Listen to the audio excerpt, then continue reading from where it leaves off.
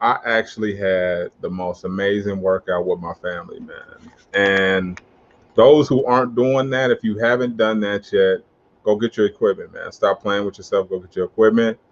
You have to go do a workout with your family, man. One, it brings you guys together. Two, it supplements the gym. In LA right now, there's no gyms open, so we can't go to the gym, man. We're kind of sit here stuck. We can't do much. So I've been accumulating workout equipment, man. A 2 pound dumbbell set here, 5 pound dumbbell set there, battle ropes, a couple kettlebells. We got a slam ball, jump rope, um, and we have the bands that you put around your legs, and that's pretty much it. And we just go in the back, we set it up. All we need is a pole, and we get everything set up, man, and we're good to go. We're rocking and rolling. So I'm expecting many of you guys to be tapping in right now because I know it's Monday Night Football. But this is the time where the most game is usually being exchanged is during the game, right? So what I'm going to do with you guys is, if you're watching Monday Night Football right now, go ahead and tap out. Just go ahead. This will be available for a replay. No sweat. Don't worry about it. It'll be available for you guys for a replay. So don't trip. And this is really for you to take some time with, perhaps in the morning. If you didn't get a chance to tap in, I'm going to try to inspire you guys with a few different jewels. The first jewel, I got my number one jewel, and then I have a bonus jewel for you guys, right? So stay tuned. A really good jewel and a bonus jewel. So let's talk about a few things. Let's talk about when I first got introduced to this jewel. It was at my lowest, one of my lowest points. Is the first time I actually went to jail as an adult, and it was during the time where I thought I was going to get a lot of time because there was a gun involved. There was some other stuff going on, so I thought I was going to get a lot of time. So I was praying a lot. I was reading the Bible, and I don't know how I came across it, but somehow somebody recommended reading this book called The Four Agreements, and it was by a gentleman called Don McGarrett Weiss. And I read it at a time where it was, it was pivotal that I get my head together, because this is at a time right before the devil started to really, really test me. And as many of you guys know, I speak a lot about spiritual warfare that's going on in our heads, kind of like the Urkel thing, where you had the white Urkel and the red Urkel. If anybody remembers Family Matters, but pretty much your every decision you're making is pretty much towards good and evil. And once you get in a position where you're kind of, I would say, jail, you're at the lowest of the lowest.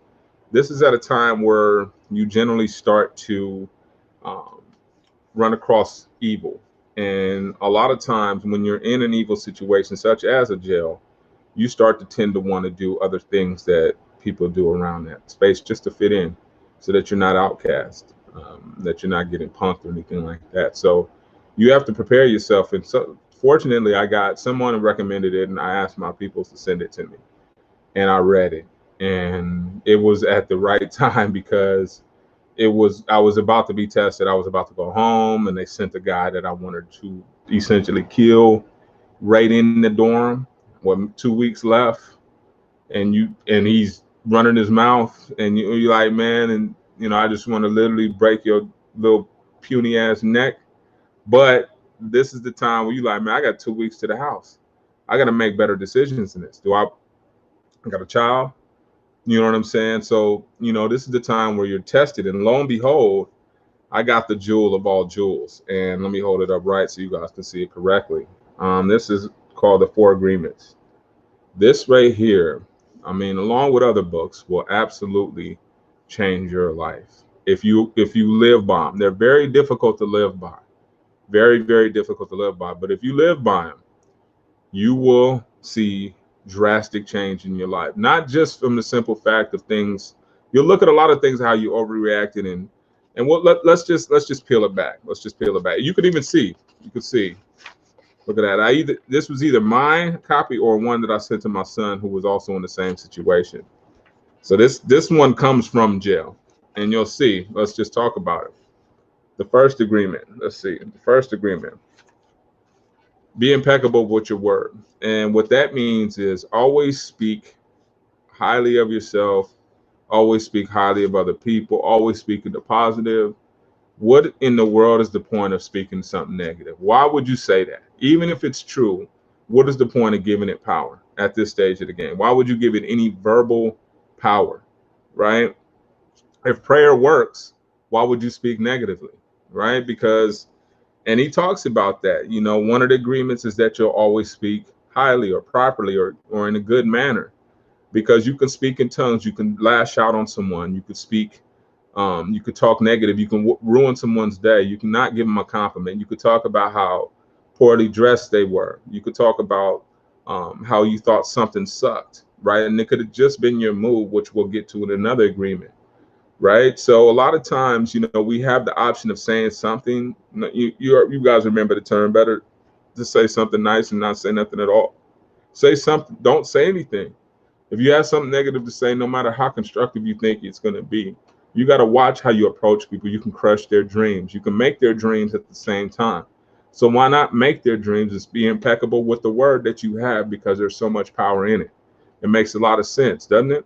Once you really break it down, and I used to speak it into existence, man, I can't wait to get up out of here. I'm going to do this and this and that. And I did it, right? That's the trip, right? A lot of cats remember me and they're talking, and I'm exactly where I said I was going to be. And I'm not bragging or boasting, but that's God and me speaking with God, talking into the universe, going through my trials and tribulations and passing. This is the key right here. A lot of people don't pass. You have to pass. You got to have a passing grade. This is one of those, pass or fail type classes. The A's, the B's that are irrelevant. How you got through it. That's not. It matters that you make it through it. A lot of people talk about all that. Oh man, such and such was solid. Such and such was a gangster. Such and such was this and this and that. But they're no longer here anymore. So does it really matter? They can't. Their score. Who cares about their score? Not who cares about them, but who cares about their gangster score? They're no longer here. So I speak high. I don't. Whatever I want, that's what I speak of. Whatever I don't want, I don't speak about it. A lot of people don't understand when you speak about a negative. I'm going to stop. Whatever you say you're going to stop doing, you're still giving it power. So I'm going to stop. I'm going to quit smoking. No, you have to replace that with something in the affirmative, right? Not something in the negative, something in the affirmative. And a lot of people don't realize that they're still focusing it on, oh, my what I'm going to stop doing. That's not going to work. You have to talk about, I'm going to do this. I'm going to run every morning. Rather than have a smoke, I'm going to do it. And in Atomic Habits, they call that what is it called? Habit. What's the word I'm looking for? It's habit. When it comes to me, but it's basically putting a bad habit right next to a good habit, and pretty soon you'll replace that bad habit. So instead of saying I'm going to quit smoking, you say I'm going to run every morning 5 miles. You can't smoke if you're running 5 miles. So you replace it with a positive. So always watch our tone. Watch what we say. Oh, I'm fat. I'm a pig. I'm stupid. Man, you don't hear me saying any of that stuff. I'm not giving it any power, dog. Why would I do that? I'm a this, I'm a that. I'm not. No. Self-deprecation is not in my. That's not what we do. And a lot of people do that. Oh, I'm so. Man, I'm the best thing I know, and I should be. It's not in a hubris type manner, but more of confident. You have to know who you are and speak positive about yourself. You are what you think you are, and back it up with facts. Hopefully you're studied up. You don't want to get caught on anything, but at the same time, speak highly of yourself. Let's look at number two. Number two, don't take anything personal. This has a lot to do with number one, right? When you speak in the impeccable word, say for instance, somebody that doesn't speak the impeccable word about you, right? I was talking to my son about this the other day, and I said, there's a trip, man, and this book talks about this too. Say, for instance, you're wearing something dope, right? You got a new outfit, fresh shoes, whatever the case may be. And the people you run across, there's a person you run across, and they just hit the lottery on the low, right? Your dress is spanking. Oh my God, you look amazing, right? This is what they're saying to you, or whatever you're wearing, dress or suit or whatever, right? It is, man, homie, tell me where you got that, dog. I'm about to go get one. They put it on thick, right? But say, for instance, that same individual got fired that day. You got the same outfit on, same exact one, same exact individual. But now they don't say anything about your outfit. Not one word. Not one. And you like, damn, man, I'm not fresh today. I'm not clowning today. And you'll start to realize that the compliment and or the lack of didn't have anything to do with you. Zero. Had everything to do with how they were feeling. So how can you take that personal? This is not on you. This is on them. So the main thing is no matter what happens, whether it's good or bad, don't take it personal. And you won't be disappointed. Disappointment kicks in a lot of times when we have expectations, when we're expecting something. There's an old saying that goes, when we're too far in the past, we get depressed. When we're too far in the future, we get anxious. So we need to live in the moment. A lot of people call that, what is it called? I can't even think of the term, man. My brain is fogged today. I don't know if it's from the workout or what. Um, um, but it's being in the moment, it's being present. There's another word for it. I can't think of it. If anybody knows, put it in the chat. But yeah, that's what you have to be, and you can't take things personal because people feel a certain type of way. And a lot of times, road rage, you name it, firing people in the office, you misinterpret something, body language is wrong. There's so many different levels that we can be wrong on, right? If we take things personal. Somebody says something, somebody likes us. You notice how people do more things when they're in a good mood? Doesn't have anything to do with us. All of a sudden, we become the homie when they come up on a lick, when they hit up on 10K or whatever. We cool now. When we're broke, we ain't that cool. So you can't ride up and downs with other individuals based on how they're feeling at that particular time. Shouldn't be your concern. Internal things, right? How do you feel about yourself? The compliments one way or another. I know what I am and what I'm not doing. My own milestones are more important in your opinion. And that's how we should be taking on life. That's how we should be approaching things. Don't take it personal. So far, just to recap so far, the first one is what? Always speak the impeccable word. So we need to be saying things right about others and about ourselves. Gossip is a no-no. Do not gossip. Gossip about death, gossip about people getting fired, gossip about any of that stuff. That is a no-no. That is a sin. Those things will block your blessings for sure. A lot of people don't understand why their blessings get blocked, why they get stagnant in life. And it's because of these small things that they haven't recognized as being faulty or sin-like. And I'm not going religious on you. I'm just saying some things that you just can't do. Gossiping about other people getting killed, other people this and this and that. We've all been victim to it. We've all been, part of that process, and we need to be better at it. Of course, I don't talk about it. I try not to go back and forth because I don't want to gloat on and just share someone's tragedy. I empathize now. I've been in every situation where I've lost family members.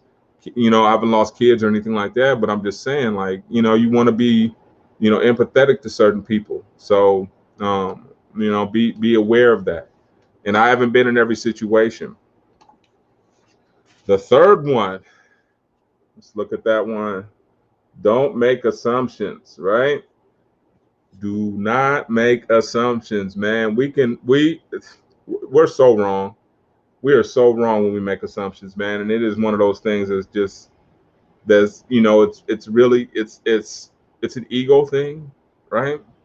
When we make an assumption about somebody and we're wrong, are we quick to admit it? Are we quick to apologize for things? Because of an assumption we made. Oh, I assumed you were going to do this. Or I assumed you said this. We can make so many assumptions that we can come up with an entire story, fiction, or whatever, based on making an assumption. I assumed she meant this, so that meant this, and that meant this, and that meant this. No, why don't you ask? Or I assumed you guys like this still. No, why don't you ask? And a lot of times it just takes for someone to ask. And it clears up so many different things that can go wrong in the communication process, in the assumption making process, because we don't know unless we ask that individual, right? We assume that the Bentley equates to wealth. We assume that this equates to that, and it's not always the case. Shout out to the homie, he just flipped one too. That's not why I brought the example. I just thought about that too. Yeah, you know who you are, homie. Well done, champ. Um, but yeah, things like that. You know what I'm saying? But we can't make the assumption that he's doing something illegal. I know he's not doing nothing illegal. He's doing it all legally. He just got a handle on things. So I know what time it is.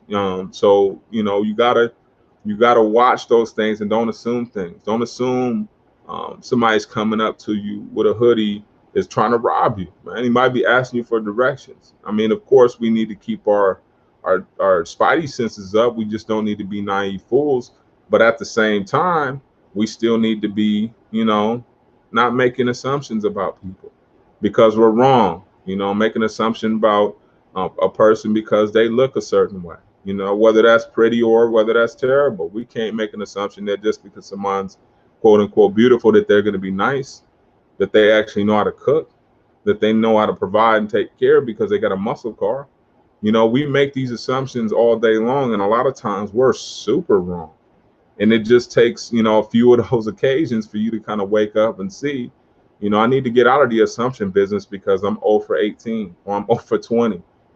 Sometimes we do get spot on, but for the most part, when we make assumptions about other people, we're generally wrong. We assume we know somebody, and anybody can change at any time, right? So we shouldn't make assumptions about people being the same way for a long period of time when they have the ability to change as well. Let's look at the last one. Last one. Yeah, let's see. Where's that at? Always do your best. Always do your best, man. And whatever that is, man. Certain days that's gonna be, 1,000. You're gonna be on fire. You can't miss. Certain days you're gonna be at 50%. That where I just can't get it together. I'm tired. I'm not focused. I'm out of gas. I don't have my lenses aren't clear. So there's going to be a lot of these situations, but you have to put your best foot forward because you never know who's watching at that time. You never know what divine connection God may be setting up. A lot of times, if we make the assumption, right, going back to that assumption agreement, we make the assumption that this ain't really worth me putting my time into it. This isn't really worth me putting my best effort. This isn't really. I ain't really checking for that. I'm straight. I got it. I'm good. You're making the assumption that it's going to be a waste of your time. This might be the time, the opportunity of a lifetime. That connect that you may have been looking for your entire life may be there. And God set it up divinely. So we can't make an assumption that things are going to be a waste of time. You generally know for the most part who's going to waste your time, for some homie or some back. And not talking about just homies, but some old stuff that's like, man, notorious for wasting my time. I'm good. But there's other situations where you don't make that assumption. Show up. Half the battle is showing up, just like the gym, showing up. I had to show up late to show up there, and I still am just as effective. Nobody's going to notice because most of the people watch this on the replay. But I went and got my circuit in with my family. We were exhausted, sweating. I was still sweating when I started here. Exhausted. My wife, my son, my 6-year-old goes out there and gets busy with us, man. And we are, and tell them we got to show up and do our best so that we set the model for them. We got to go when we go to work. We got to do our best. So we set the model for them. I have to show up and stay consistent for this to set the model for them. Everybody's watching you, so you need to always be performing. You never know who's watching you. You never know, man. I don't know who's watching this on a replay, who might be sharing this. This might get in front of Jay-Z at some point in time. So I always want to be on my A game, not stipping and stuttering and not showing up. You never know when his little cousin might watch and be like, hey, Unc, you might want to check this dude out. And that may be my time. But I'm going to still keep consistently showing up no matter what. Certain weeks I can't. Certain days it just won't work for me. My kids, my wife, my dad, I got a lot of people that I deal with, right? But I'm doing my best. I showed up at 6:30. I'm giving you guys a half an hour of my very best that I can, period. And that's what I owe you guys. And that's the thing about reciprocity. I'm not asking for anything, not asking for nothing from you guys. But what I am saying is I'm going to show up and give you my best every single time. I base my life on the 4 agreements. Fantastic. And it got to me at the lowest points. And I told the homie, shout out to the homie K-Love, told him about it. Hey, homie, tap in. Don Miguel Ruiz, change your life, right? 4 agreements, very easy to remember, right? Always speak the impeccable word. So speak highly of yourself and others, right? Don't take anything personal. Even if somebody tries to lift you up or tear you down, has nothing to do with you. Has zero to do with you and everything to do with how they're feeling. So don't take it personally, right? Never make assumptions. It's the third one. We make assumptions a lot of times we're wrong. We think packaging looks the same on everybody. Man, you did this, I'm assuming you just like my ex. Not necessarily, not really, but you're gonna make it like that. Or I make the assumption that you came and you come do this X, Y, Z. Nah, not really. And you're wrong. You can make a fool out of yourself and ruin a relationship by making an assumption. You're making the assumption that she was trying to hit on you and it's your boss. So you sent her a text, drunk text, won't work, right? So don't make assumptions, right? Ask, get confirmation. It's always a lot better and it saves you a ton of time and embarrassment, potential embarrassment. And then you got the fourth one.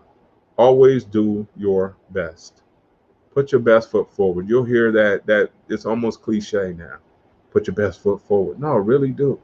Show up. It took me a while for me to understand the importance of showing up consistently. Right? And it takes a lot of time and a lot of years for you to show up. Same thing with my podcast. It's I'm trying to get guests. That's a whole nother animal. Trying to get on their schedule, trying to get people on time, but I'm working it out. And I'll be cranking out 4 or 5 episodes back to back to back to back. So it takes time to get your S together, right? But always put your best foot forward. Always do your best. Took time for us to get the tour thing together. Now we're booked every single weekend, and get calls throughout the week. God is good to us, but God is good to those who stay consistent and do their best. And if you need a guide, tap into the 4 agreements. I promised you guys a bonus. I'm not going to leave you guys hanging, right? So I just want to recap, show you guys 4 agreements. Don't forget those, man. Always do your best. Yeah, tap in once a month. Sounds like Jules. Yes. Yes, indeed, my brother. Yes, indeed. The other jewel I want to give you guys, man, one of my students gave me feedback a while ago too. So I'm kind of glad. I know this is good stuff, but this is called Spark Joy. And I talked about this before on the weekly tap in. If not the weekly tap in, I've talked about it on live before. But this book right here, and this talks about organizing. It talks about how to fold your shirts, how to put things away. And basically the whole premise of this book is you want space, right? Because with space gives you clarity of mind, right? When you have a cluttered space, you have a cluttered mind, right? And it occupies mental storage space. So when you're trying to get your mind right, or you're trying to think of a big project, or you're trying to just widen and broaden your spectrum of thinking, you got a cluttered up room, you got a cluttered up car, you got a cluttered up office desk or anything, it's going to prevent you from doing that. When you go hiking, when you go to a lake, or when you go to the ocean, that vastness, that wideness, that lack of clutter is one of the reasons why people go there to get a peace of mind. When you go back home and everything is just stuffed, and you've seen hoarders, they can't even get their lives together, right? Because you see the turmoil that goes on in their heads, right? They're just, I'm scrambled, I just keep it here. Same thing holds true in this book right here. She's got a Netflix thing, but I fold my shirts the Marie Kondo method, man. I saw her live in Santa Monica when she released this book, and she's a really short little Japanese lady who's booked out 6 months on consulting. So she talks about how organization in life leads to an organized life. So this book right here is magical. It talks about everything from your kitchen and organizing, your kids' stuff and how to put things away and everything related to that, man. And you thinking, man, what's a gangster need with Spark Joy and the 4 agreements, man? Well, our whole goal is, man, not to be doing this. We're trying to enjoy that latter part of life. We're trying to really get there. And once you reach your 40s, I'm 43. Yeah, I'm 43. Once you get to this point, you start to try to find things to where you can enhance life and make it much bigger and better, right? Not only for you, but for anybody who comes around you. So these things, these tools, that you can rely on when things get hectic, because they will. This is a spiritual warfare. War, not a battle. War takes a lot longer than a battle. A battle is an incident. War is actually something that's going to take a lot of time. So when you think about it, right, what am I battling? Good and evil. Your mind is everything. And just like with pimps, that's what's so dangerous about pimps. They're mind control guys, right? So they get into someone's mind, they get them to do a bunch of stuff. I'm not condoning it at all. I'm just understanding how that process works and understanding that if you let something captivate your mind, whether it be good or evil, it's going to change your path. So why not make it good? It's a lot easier, a lot more. But I'm not going to say easy. Let me backtrack that. It's not going to be a lot easier, because as soon as you start to go on that path, you're going to get something that tries to curve you to start thinking another way as well. So just think about how many things that you come in contact with try to shape the way you think, whether it be someone, right? As soon as you're trying to get your mind together, here come that negative Nancy who you've been, or negative homie who you've been ducking and dodging. Here they come, popping in and popping out. So when you start to think about that, don't think about, well, why they come? You already know what time it is. You need to figure out what type of weapon you're going to develop or have in place so that you can battle this cat. Does that make sense? All right, cutting it short. That is the weekly tap in for this week. Tap in next week. We'll be back for some more action. God bless. Be safe out there.